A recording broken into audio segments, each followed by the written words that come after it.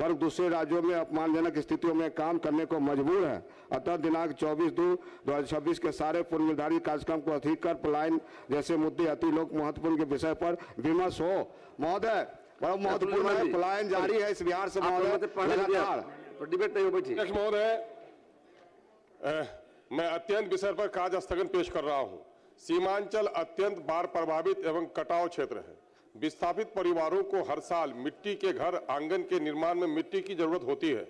जहां कोई अपनी निजी जमीन से तो कोई अपने पड़ोसी की जमीन से तो वहीं भूमिहीन लोग किसानों से बिना मुआवजे के 2-4 टेलर मिट्टी कटवाते हैं, जिस पर खनन विभाग द्वारा अवैध खनन का आरोप लगाकर परेशान किया जाता है, जिससे क्षेत्र में भय का माहौल है और खनन विभाग के कर्मियों के द्वारा लोगों से लाख 1.5 लाख अवैध वसूली भी किया जा रहा है, जुर्माना लगाया जा रहा है। सर, अतः जनहित के इस अति महत्वपूर्ण मुद्दे पर मैं कार्य स्थगन की मांग करता हूं। अब राबड़ी की तरह पैसे बांट दिए जाएंगे, वसूली करा रही है। सर, श्री राहुल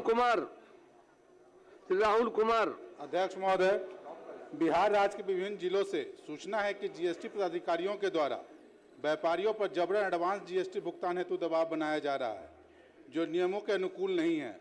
भुगतान न करने पर कार्रवाई की धमकी दी जा रही है। सरकार तत्काल रोक लगाकर जांच कराए। मंजीत कुमार सिंह।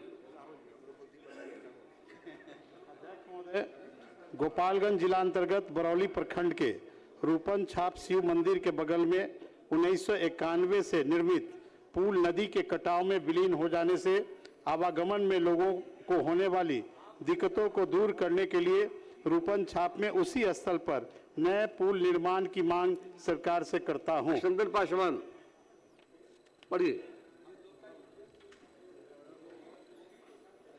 अध्यक्ष महोदय, पूर्वी चंपारण जिला के हरसिद्धि प्रखंड स्थित उत्क्रमित राजकीय उच्च विद्यालय हंसुआहा में 4 दीवारी एवं वर्ग के अभाव में पठन पाठन बाधित है।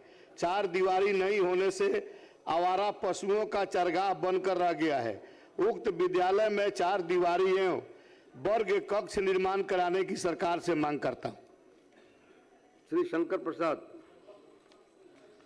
अध्यक्ष महोदय, मुजफ्फरपुर जिला अंतर्गत पारू विधानसभा के गंडक नदी के तिरहुत